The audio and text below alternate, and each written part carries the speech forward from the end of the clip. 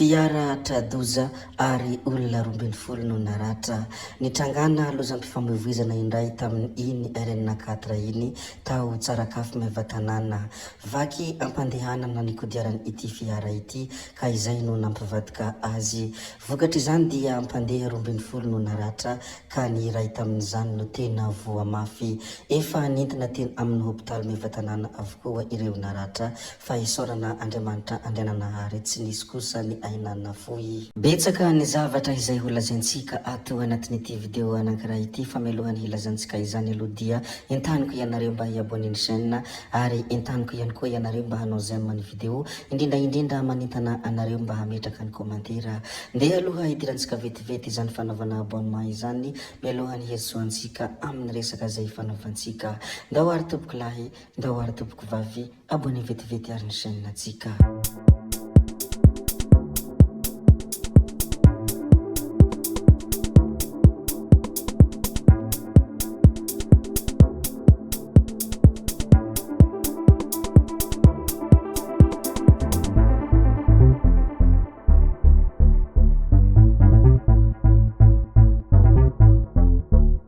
Tomboko atsika amin'izy Julien Lepers ny filazana ny zava-misy ato anatin'ity video ity.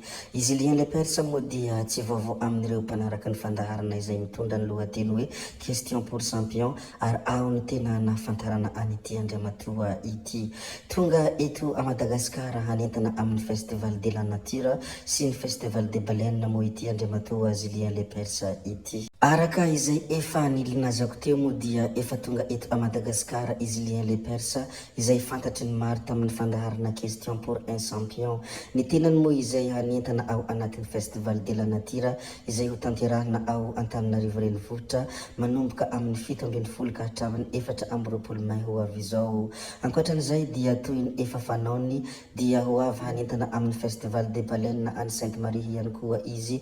Ny daty ny 12 hatramin'ny 20 Jolay 2024. Arabaina andriamatoa Julien Lepers tonga soa eto a Madagasikara ary mirary soa ihany koa izay ato anatin'ity chaîne ity. Ny manaraka izay asiantsika resaka ihany koa moa dia resaka onjam-peo Free FM, fankalazana ny tsingeritaona fa 17 ny onjam-peo Free FM. Tontosa soa mantsara teny amin'ny foibe toerana vondrona Free Communication Villa Prado Antanimena ny fankalazana ny fa 17 taona ny onjam-peo Free FM. Rehefa vita moa izany rehetra izany dia tsy adino ny ramatoa Lalatina Rakotondrazafy ny nisaotra an'Andriamanitra, isaorana an'Andriamanitra mbola mitantana hatrany ny diany onjam-peo nandritrany izay taona izay hoy ity ramatoa ity. Ny Free FM ihany koa dia nankasitraka manokana ny filoha tale general ny vondrony Free Communication sy iza moa izany fa ramatoa Lalatina Rakotondrazafy izay angadina nanana sy vina ahitana ny onjam-peo ka mbola nampijoro azy mandraka ankehitriny.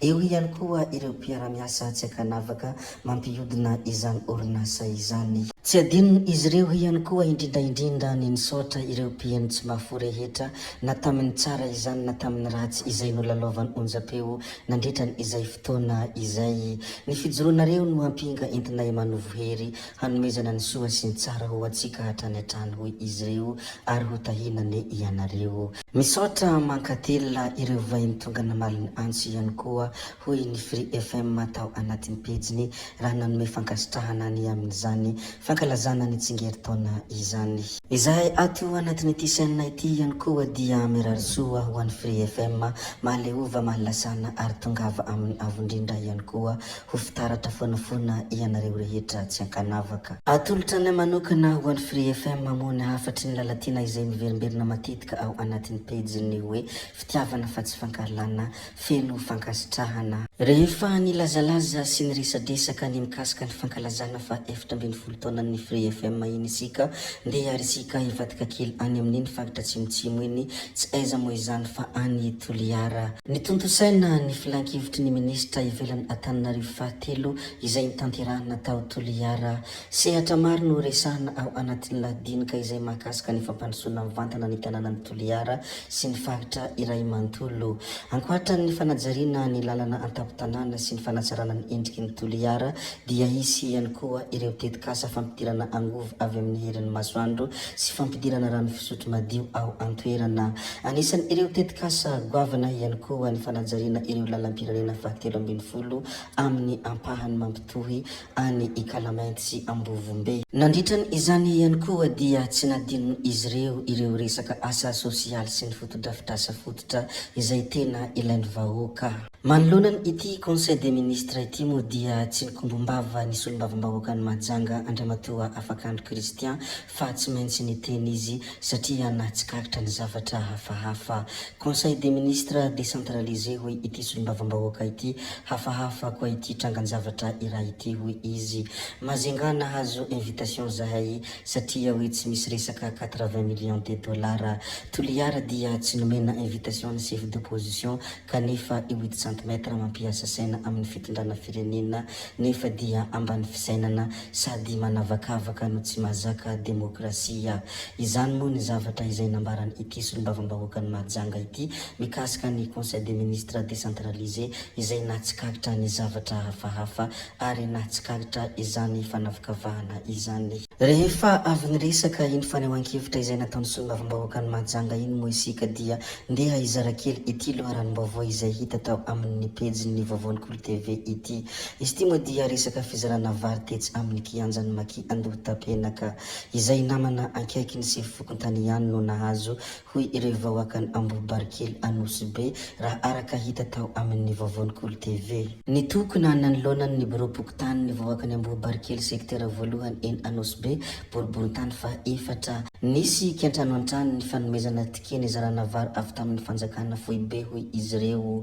Nilaza ireo mponina fa izay namana sy fianakaviana ankaiky ny sivifokon-tany ihany no nahazo ireny fanampiana tamin'ny alatsinainy ireny. Tsy nahazo vary ireo olona voasikajo sahirana sy be antitra izay voasoratra anarana tany amin'ny fokon-tany rehefa tonga teny amin'ny kianjan'ny Maki Andohatapenaka nohony izy ireo izay voalaza fa tsy nanana tike. Raha araka ny voalazan'izy ireo ihany koa izay hita tao amin'ny pejin'ny Vaovao-Nikolo TV dia olona hafa tsy tao anatin'ny listra indray no nomena tike sy nahazo ny fanampiana teny an-toerana.